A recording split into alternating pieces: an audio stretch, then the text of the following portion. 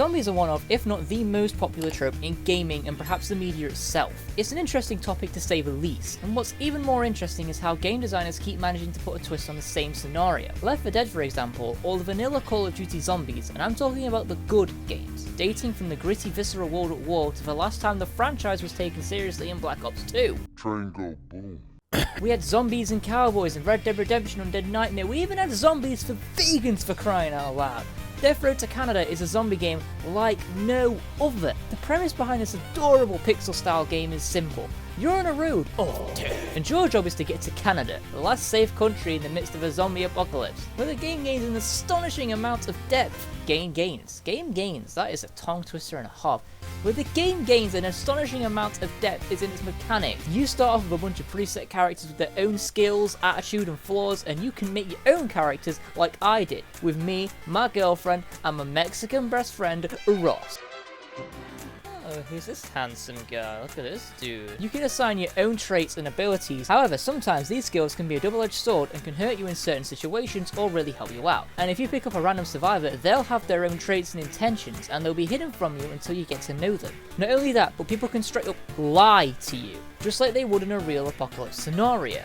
A lot of this game is absolutely random and focused on taking your chances. Everything but the times where you're completely in control are down to you knowing your team and using them properly, then rolling the dice and crossing your fingers, hoping you don't die by swatting a bee. Yes, this can actually happen. When I say this game is random, I don't just mean the layout of the buildings change. I mean I ran into a guy dressed in a green tunic named Lonk, who screamed like a Karen being kicked out of a local Tesco every time he swung his sword. In normal mode, Canada is 15 days away depending on the speed of your car. In between those days you'll encounter random events and characters, all of which you'll have to balance and micromanage to survive the whole time.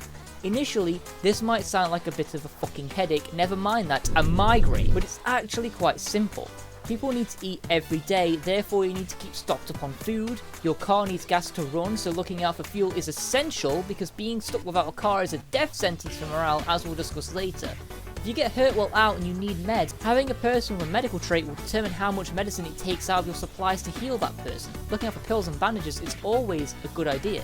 Guns all need ammo, obviously, and you'll need to stock up for sieges, which is another thing we'll talk about soon. You'll collect these supplies in raids where you'll choose your location, sometimes, and then you'll be given a zombie forecast to show you how fucked you are, detailing the size of the horde and how much they want to rip your face off. Of course, you can fight your way through any horde with a wide variety of melee weapons. If you have a soft spot for ranged weapons and explosives, you'll be glad to know there are plenty of guns and grenades and even blowtorches. Aw, hell yeah. The only thing to keep in mind is that ammo isn't always plentiful and guns can draw a lot of unwanted attention. Or if you want to conserve stamina and ammo, you can just deck them with the living room furniture like you're in a WrestleMania cage match.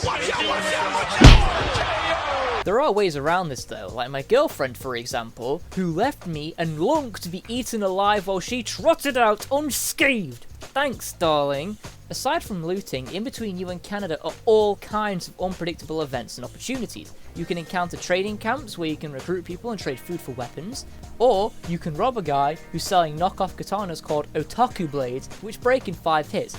You can even get trapped in a sewer in pitch black, navigating your way out and just barely making it out with your life. Your luck could be stellar or abysmal, and a great run with tons of supplies can go sour in no time, especially if you lose your car. Unfortunately, your car is your main lifeline in Death Road to Canada. It provides shelter, storage, and can make a huge difference on how fast you get to Canada. Losing all of your gas or failing to keep your car well maintained means you'll end up traversing on foot, which is even more annoying if you're having a shit day already. Supplies are in jeopardy, morale hits borderline 0, you can take more damage, camping out is worse, which leads to increased fatigue, the list is practically endless, which means the bottom line is don't lose your car. Lastly, if you lose someone in your playthrough, if you kick them from the group, if they're eaten alive, even if they get stung by a fucking bee, and die, they are gone. The whole playthrough. No reviving, no respawning, you drive off and they're done. This game is a little challenging at first, but it gets easier over time and you'll learn the ins and outs. Not to mention the fact that there are upgrade points that allow you to unlock new traits, boost stats, and there are even plenty of other modes to give you lots of incentive to keep coming back. Overall, Death Road to Canada is a fun time-killing game, bursting with personality and text, gameplay, art, and style. The simplicity also bleeds into the combat mechanics, being this game is fair on beginners and you'll be getting to Canada in no time.